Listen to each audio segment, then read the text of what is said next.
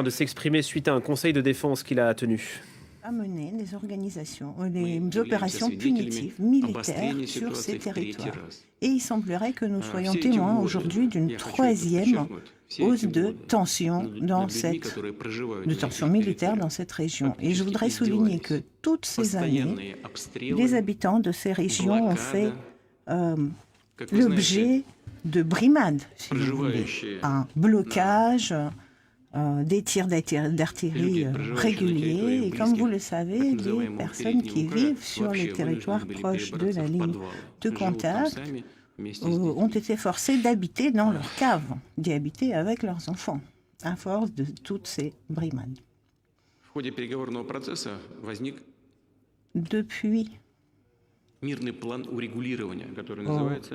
ce moment-là, il y a eu des négociations, des pourparlers, et il s'est formé, il s'est créé ce que nous appelons les déclarations de Minsk, qui étaient une tentative de parvenir à la paix.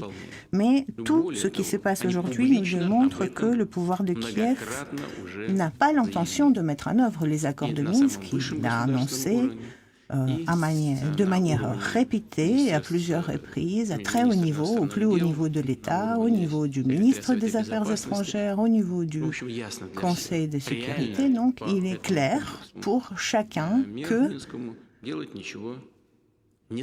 qu'il n'y a aucune intention de la part de l'Ukraine de mettre en œuvre concrètement les accords de Minsk.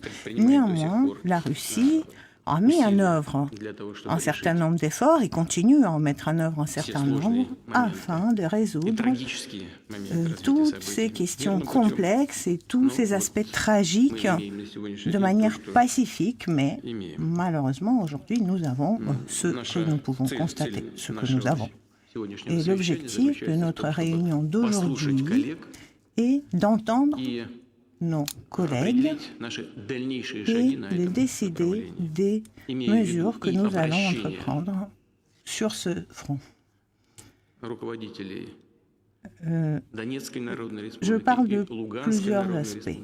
De demandes qu'adressent à la Russie les républiques populaires de Donetsk et de Lugansk, demande de reconnaître leur souveraineté, mais également la décision de la Douma sur ce même sujet. Et l'appel adressé au président, au chef de l'État, de reconnaître la souveraineté et l'indépendance des républiques populaires de Donetsk et de Lugansk.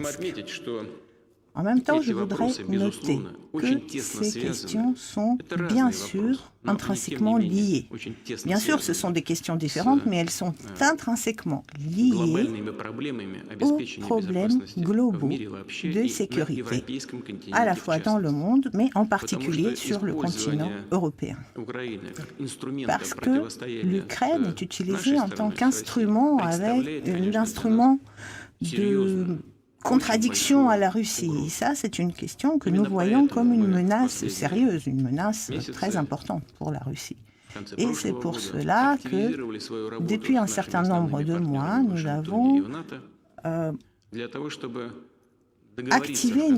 intensifié notre dialogue avec nos partenaires outre-Atlantique, au niveau de l'OTAN, pour parvenir à la sécurité, pour parvenir à un développement pacifique, tranquille et dans un contexte de sérénité du pays. Il nous faut la sécurité, il nous faut créer des conditions pour le développement. Mais malheureusement, il faut que nous comprenions la réalité du contexte dans lequel nous vivons. Et comme je l'ai déjà dit, si nous sommes confrontés à la menace de l'accession de l'Ukraine à l'OTAN, l'admission de l'Ukraine à l'OTAN, eh bien, nous considérons que la menace pour notre pays sera beaucoup plus importante, parce que l'article 5 de la charte de l'OTAN indique que tous les membres de l'Alliance doivent faire la guerre du côté d'un de leurs membres. Et puisque personne ne considère que les demandes des habitants de la Crimée sont légitimes, eh bien, il existe toujours un risque que l'Ukraine tente de récupérer la Crimée par les moyens militaire. D'ailleurs, cette possibilité est indiquée dans les documents ukrainiens. Et donc, à ce moment-là, tout l'OTAN sera obligé de se joindre à cette opération, à ces opérations militaires. L'on nous dit que certains membres de l'OTAN sont contre l'adhésion de l'Ukraine à l'OTAN. Mais néanmoins, en 2008, à Bucarest, un mémorandum a été signé. Et ce mémorandum ouvre les portes de l'OTAN à l'Ukraine et à la Géorgie. Et lorsque je pose la question « Pourquoi avez-vous fait cela ?», je ne reçois aucune réponse. Et ce manque de réponse a lieu sous la pression des États-Unis. Alors, si les membres de l'OTAN ont fait quelque chose une fois sous la pression de l'États-Unis, où est la garantie pour nous que cela ne se reproduira pas? Il n'y a aucune garantie d'ailleurs, de rien, puisque les États-Unis refusent allègrement beaucoup de documents qu'ils signent, beaucoup d'obligations qu'ils prennent. Mais il nous faut certains éléments qui soient formalisés sur le papier, sous forme de droit international, d'un document qui serait valable en termes de droit international. Et pour le moment, nous n'arrivons pas à obtenir cela. Alors, voilà comment nous allons travailler aujourd'hui. Je vais d'abord passer la parole à Sergueï Lavrov, parce que c'est celui qui tente aujourd'hui de trouver des accords sur les garanties de sécurité avec Washington et avec Bruxelles. Ensuite, je passerai la parole à Dimitri Kozak pour qu'il nous informe de une évaluation de ce qui se passe en termes de pourparlers et de mise en œuvre des accords de Minsk.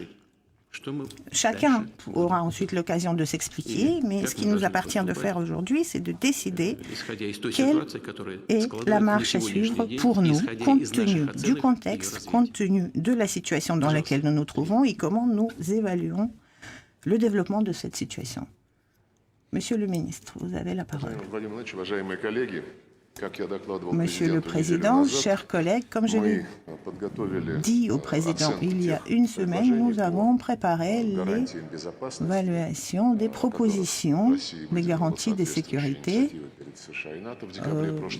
que nous avons reçues suite aux initiatives de la Russie datant de la fin de l'année dernière. La réaction de nos collègues occidentaux démontre qu'ils ne sont pas prêts à accepter les propositions qui sont cruciales pour nous, telles que le non-élargissement de l'OTAN vers l'Est. Alors,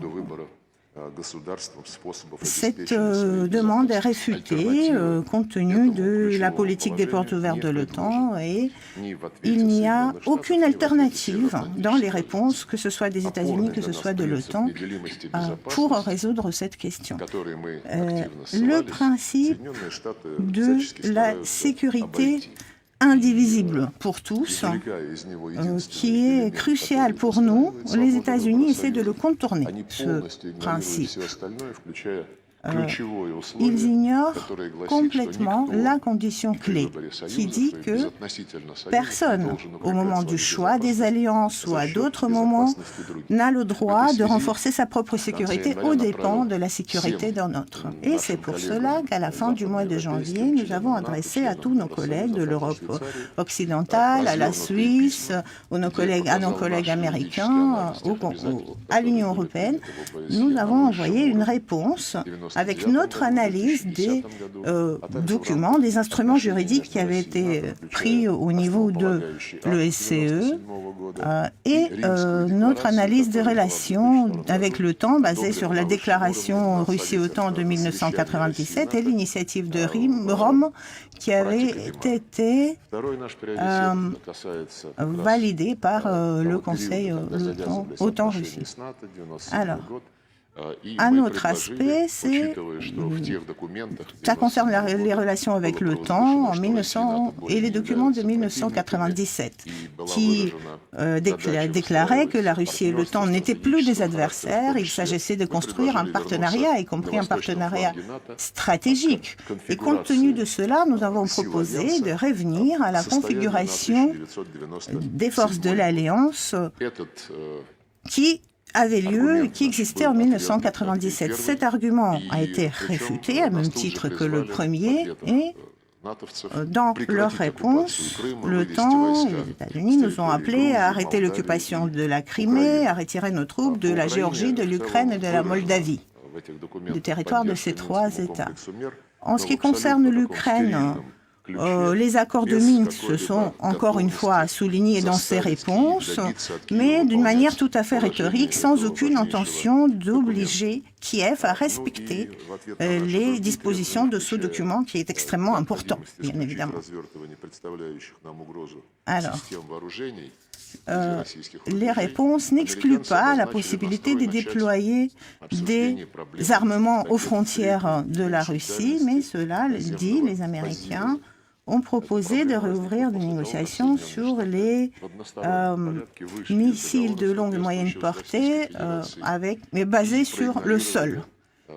Ce problème, d'ailleurs, s'est posé au moment où les Américains ont quitté le traité idoine et n'ont pas accepté la proposition que vous avez faite, Monsieur le Président, à l'époque, d'un moratoire réciproque avec des moyens de vérification adéquats. Alors, les États-Unis nous ont fait d'autres propositions sur le travail en commun, sur la réduction des risques militaires, sur la transparence, la prédictabilité. Et ces propositions, ces suggestions des États-Unis sont très proches des suggestions que nous avons avancées vis-à-vis de nos partenaires américains et de nos partenaires de l'OTAN. Mais tout cela, dans leur réponse, est extrait du paquet que nous proposions. Et il y a d'autres aspects qui sont abordés, tels que les questions de sécurité dans le ciel et sur la mer, de contact entre les militaires, des lignes rouges téléphoniques civiles, de mécanismes de prévention d'incidents militaires dangereux.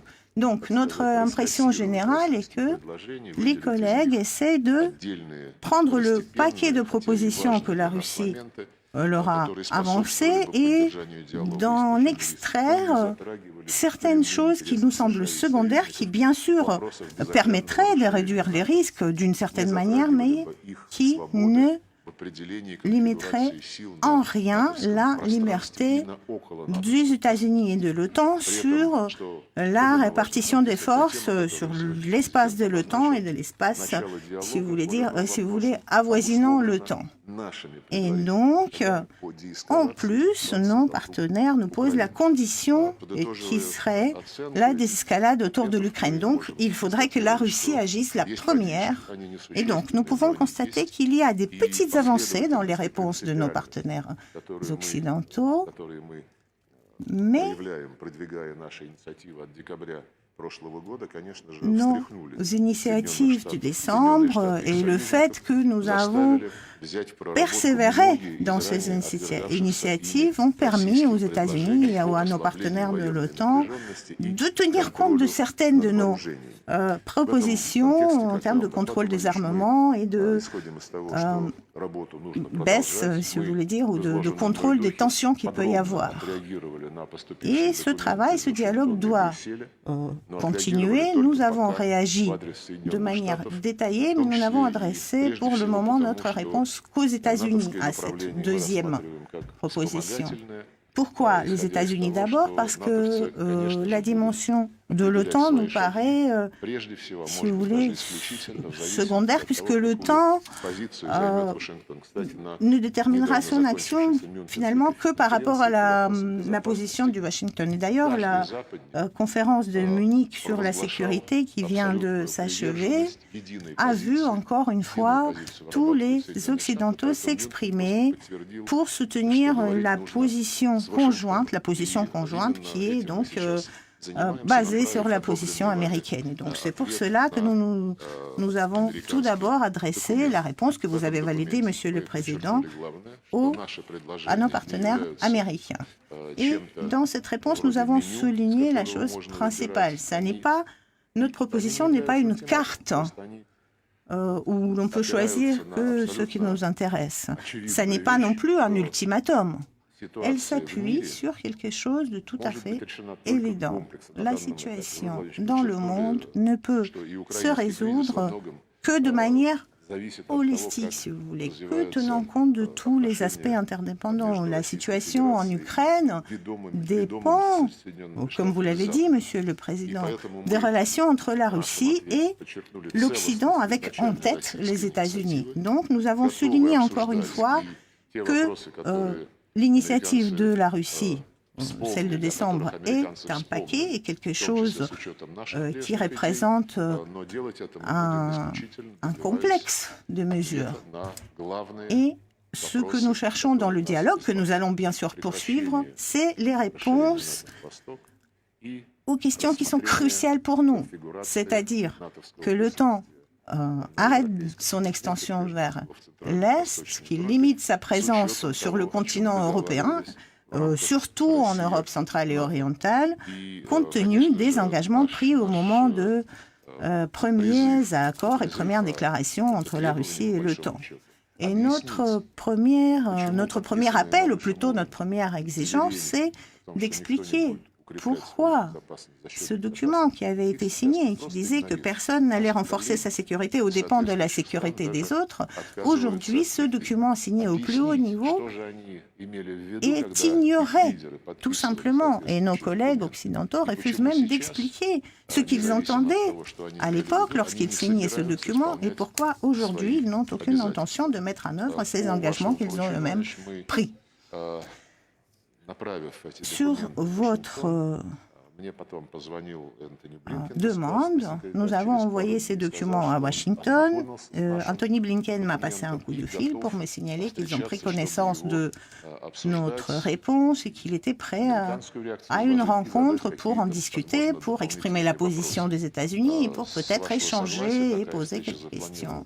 Vous avez donné un accord pour cette réunion qui se tiendra cette semaine, le 24 février, à Genève, et nous allons nous fonder sur les positions que vous défendez dans vos contacts avec vos collègues et que le ministère des Affaires étrangères va continuer de faire avancer. Alors, une seconde. Justement, j'en parle avec mes collègues et mon collègue américain, le président des États-Unis, m'a assuré que l'Ukraine n'allait pas faire partie de l'OTAN dès demain et que d'ailleurs il y avait une possibilité, une éventualité d'un moratoire, mais c'est parce que peut-être ils considèrent que l'Ukraine n'est pas prête aujourd'hui.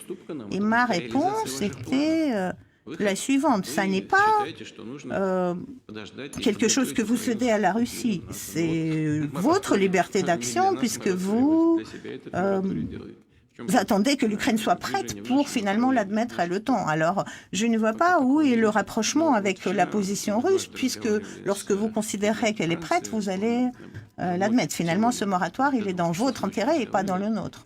Alors, j'ai également discuté avec le président français. Nous avons parlé jusqu'à 2 heures du matin, d'ailleurs, et il m'a dit que la position des Américains avait bougé. Et quand je lui ai demandé en quoi avait-elle bougé, il n'a pas pu me donner des réponses. Donc, je pense qu'il faudrait d'abord qu'on comprenne quel est ce frémissement, ce changement de la position des États-Unis, puisque votre collègue, hier, au contraire, a dit publiquement qu'il n'y avait aucun changement sur les positions de principe concernant l'élargissement de l'OTAN et l'ouverture à d'autres pays, y compris l'Ukraine. Est-ce que je comprends ça bien? Monsieur le Président, malgré les documents secrets qui sont de plus en plus publiés dans les médias, y compris les médias occidentaux, les documents d'accord avec la Russie, d'accord entre les différents pays occidentaux, à l'époque, on le voit dans ce document, il n'y avait même pas l'intention des pays occidentaux de d'étendre le temps vers l'Est. Et pourtant, Monsieur Stoltenberg, aujourd'hui, réfute cela, réfute l'évidence même, les documents qui ont été publiés, les archives britanniques qui étaient déclassifiées. Et pourtant, il refuse d'affaiblir ne serait-ce qu'un tout petit peu cette politique des portes ouvertes. Alors que pourtant, vous avez expliqué à de nombreuses reprises que cette politique de portes ouvertes, ce n'est pas quelque chose qui existe. Il y a, dans le cadre de l'accord de Washington, une possibilité, dans le cas de l'unanimité de tous les membres de l'Alliance, de proposer à un pays de rejoindre cette alliance si ce pays correspond aux critères de l'Alliance. Et si sa présence au sein de l'Alliance augmente le niveau de sécurité de l'Alliance. Ce deuxième critère est ignoré par le temps depuis longtemps, ça nous le savons. Mais concernant ces nouvelles idées, ou peut-être ce changement de position des États-Unis et de leurs alliés, nous sommes d'accord avec la position que vous avez exprimée vis-à-vis de M. Macron et nous nous fondons là-dessus. Nous devons d'abord comprendre quel est ce changement. Les collègues français nous disent qu'ils comprennent quels sont ces éventuels changements ou ces éventuelles propositions de Washington. Et donc, j'ai prévu, en accord avec vous, un coup de téléphone avec le ministre des Affaires étrangères français et j'ai demandé aux collègues français, à son staff, de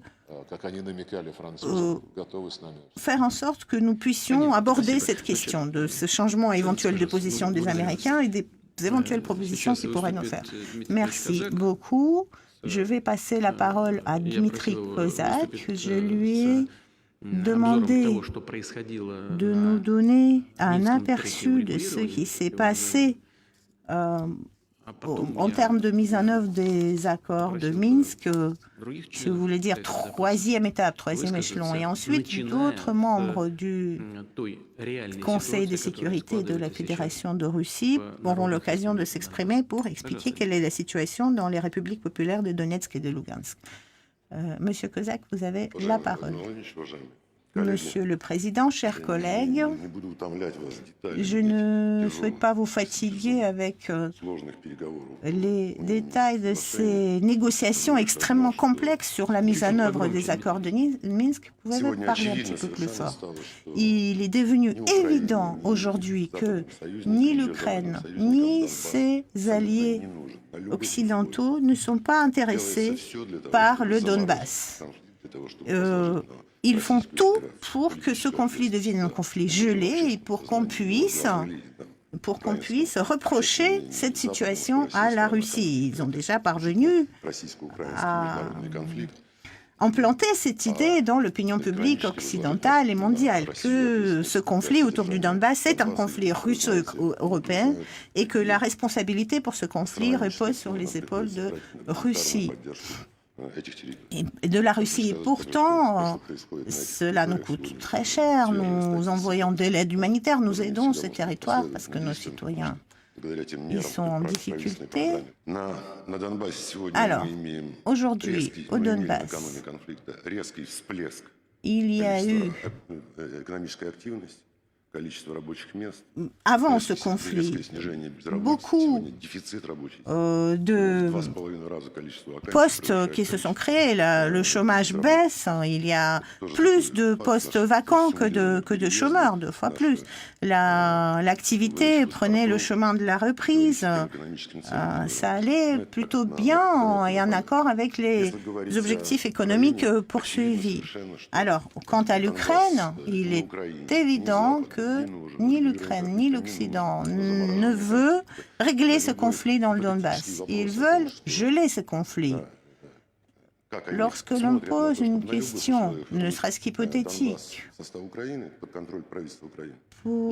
sur le Donbass et comment l'intégrer dans l'Ukraine, ils sont stupéfaits. Ils ne savent pas comment répondre à cette question, comment intégrer le Donbass. Ils ne savent. Ils baissent les yeux, ils ne répondent rien. En ce qui concerne le Donbass, je pense qu'il n'est nul besoin d'expliquer les raisons politiques et économiques. Non, dites-nous comment se passent les pourparlers autour des accords de Minsk. En quel état sont ces pourparlers? Eh bien, ces pourparlers sont au niveau zéro depuis 2015. Comme vous le savez, les accords de Minsk prévoient un dialogue sur le statut du Donbass après le conflit. Ce dialogue, il devait commencer dès que les armes lourdes auraient été retirées de la ligne de contact. Les armes lourdes avaient été retirées officiellement. Le 8 mars, ce retrait avait été terminé.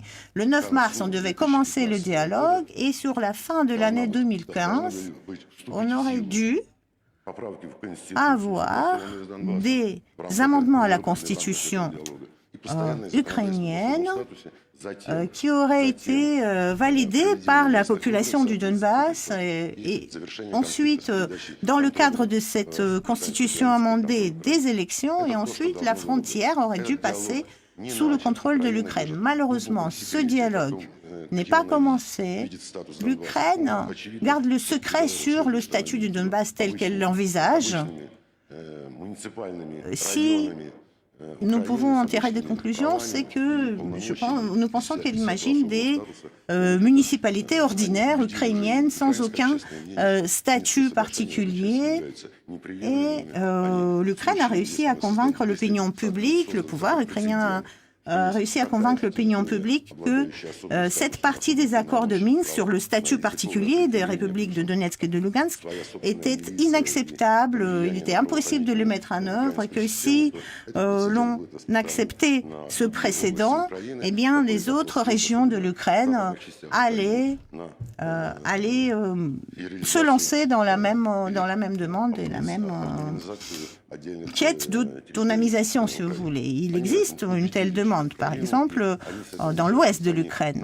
Et ça, c'est la conviction profonde du pouvoir ukrainien et aujourd'hui de l'opinion publique. Dans la salle des pourparlers sur les accords de Minsk, à mi-voix, presque en chuchotant, ils reconnaissent que ces accords sont importants et en sortant de la salle, il décrète publiquement, il déclare publiquement que ces accords de Minsk sont une corde qui les étrangle et qu'il n'y a aucun moyen de les mettre en œuvre. Alors, comme je vous l'ai dit, dit le président Poutine, j'ai discuté avec mon collègue français hier et il me disait que le pouvoir ukrainien était prêt à mettre en œuvre les accords de Minsk et a même des nouvelles idées en ce qui concerne leur mise en œuvre et la mise en œuvre des élections même, selon la formule Steinmeier. Alors, je le répète, cela dure depuis 8 ans et l'Ukraine s'est retrouvée dans des situations parfois comiques puisqu'il mente ouvertement. Il parle des accords de Minsk dans le cadre du groupe de contact, du format Normandie. Il y a quelque chose qui est écrit sur le papier. C'est écrit en noir et ils nous disent c'est écrit en blanc. Alors moi, quelquefois, je leur disais peut-être c'est écrit à l'encre invisible ou avec du lait. Nous n'avons qu'à passer un coup de fer à repasser dessus. Alors, vous dites la Russie est une partie du conflit. Alors, dites-nous quelles sont nos obligations en tant que partie au conflit. Alors, j'ai demandé si vous considérez que la Russie est un agresseur. Aidez les Allemands et les Français à formuler quelles sont les actions que la Russie pourrait faire. Et là, les Français et les Allemands nous rétorquent peut-être que la Russie pourrait inventer elle-même ou créer elle-même des obligations. Alors, parfois, nous disons « bien, bien, nous allons vous aider ». Quelle est la situation du Donbass? Quel est le rôle du Donbass? Est-ce qu'eux refusent de mettre en œuvre certaines parties de ces accords de Minsk? La réponse que nous recevons, c'est « nous ne le savons pas, nous ne savons pas comment le Donbass enfreint ces accords. Est-ce que vous pouvez nous le dire ?» Alors, effectivement, ils n'ont pas de position, ils ne savent pas quelles seraient les obligations de la Russie. Alors, attendez, éclairez-nous. En ce qui concerne les points 9, 11, 12 des accords de Minsk, il y est inscrit que les décisions doivent être prises dans le cadre d'un dialogue, non, plutôt dans le cadre d'une consultation avec les représentants de ces républiques. Alors, malgré ce qui est inscrit dans les accords de Minsk, je pense que la dernière fois, on avait même apporté un dictionnaire d'anglais à Berlin, et malgré cela, ils considèrent que ça n'est pas une exigence d'un dialogue direct avec les représentants de ces... Puisque ce qui est inscrit, c'est les discussions et les consultations. Et donc, ils considèrent que ça n'est pas un appel au dialogue direct. Alors, donc, des consultations et des discussions, ça ne signifie pas un dialogue direct, c'est ça? Oui, absolument. C'est la position des Ukrainiens. Le président Macron nous disait qu'il fallait que ce dialogue ait lieu dans le cadre du groupe de contact et sous la surveillance de l'OSCE. Et ça aussi, c'est un faux problème, puisqu'effectivement, cela n'est pas que dans le cadre du groupe tripartite de contact sous le monitoring de l'OSCE. C'est toujours comme ça que ça se passe. Le Donbass avance ses propositions au groupe de contact tripartite. Et ces discussions se passent toujours sous la surveillance de l'OSCE. Et lorsque les représentants du Donbass s'expriment, les Ukrainiens ferment les oreilles. Et quand on leur dit « répondez à ces revendications », ils disent « eh bien, si la Russie nous demande, nous répondrons ». Et lorsque la Russie pose la question, comme ça s'est passé l'année dernière à Berlin, à quel moment vous allez amender votre constitution en accord avec les accords de Minsk? Eh bien, c'est l'hystérie en Ukraine. L'année dernière, il a été dit en Ukraine que la Russie avance un ultimatum sur l'amendement de la constitution ukrainienne, qui est une affaire des souverainetés ukrainiennes et que personne n'a le droit de s'y ingérer. Donc, si je comprends bien, le pouvoir de Kiev refuse un dialogue direct avec les républiques de Donetsk et de Lugansk. Ils disent qu'ils doivent le faire dans le cadre d'un dialogue avec la Russie. Et lorsque la Russie propose des mesures pour mettre en œuvre les accords de Minsk, eh bien, nous avons en réaction une hystérie et des paroles sur l'ingérence russe dans les affaires intérieures ukrainiennes. Donc, ils essaient de nous provoquer pour ensuite nous accuser d'intervenir ou de s'ingérer. Alors, les accords de Minsk. Est-ce que nous pouvons les lire de manière suivante? Ce ne sont pas les républiques autoproclamées qui devraient avancer des propositions, c'est plutôt au pouvoir ukrainien d'avancer des propositions sur la mise en œuvre des accords de Minsk. Alors ça, c'est effectivement la dernière proposition en date qui est apparue le 10 février à Berlin. Alors, c'est une sorte de chipotage, si vous voulez dire, juridique. Puisqu'il s'agit de la constitution ukrainienne, il faut que l'initiative soit dans les mains du pouvoir ukrainien. Et qu'est-ce qui se passe s'il y a des amendements à ces initiatives? Si, par exemple, les propositions de l'Ukraine sont complètement absurdes, si c'est complètement délirant et que le Donbass a une alternative, est-ce que cette alternative, cette proposition d'amendement sera étudiée? Eh bien, la réponse n'est pas très concluante. Ils disent « on ne sait pas ». Ils baissent les yeux.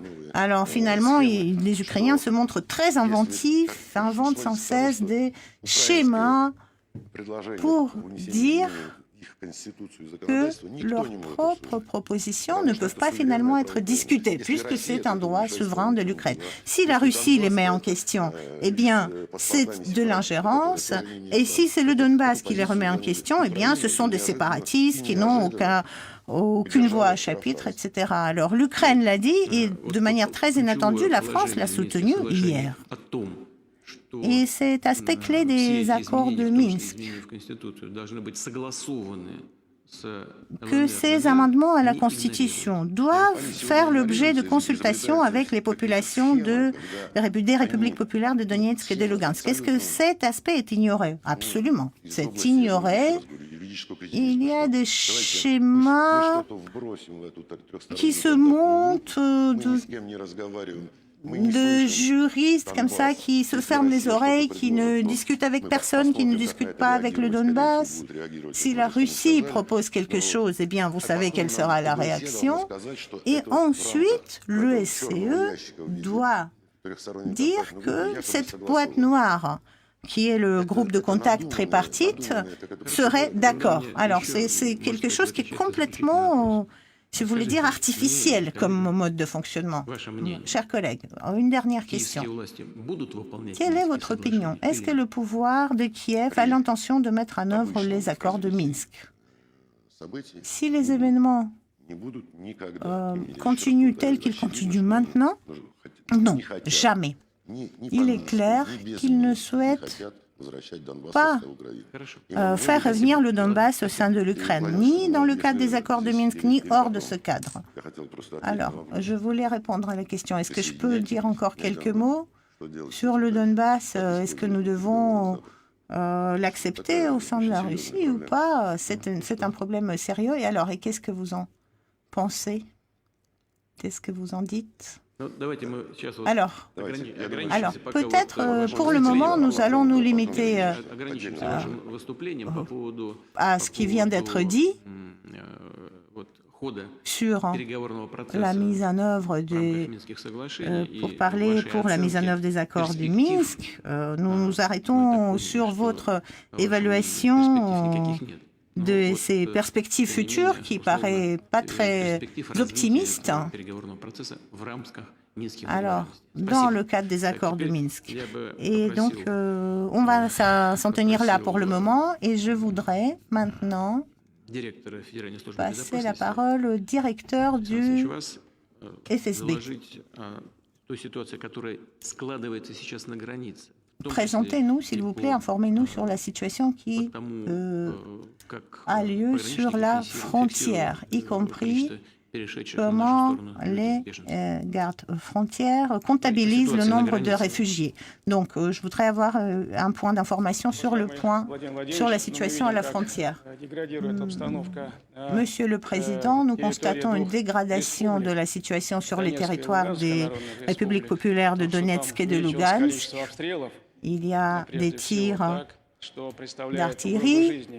Cela menace la vie des civils et compte tenu de cette situation, il y a un mouvement de réfugiés, un flux vers la frontière russe et selon les informations à l'heure de 9 h du matin ce matin, 68 000 civils.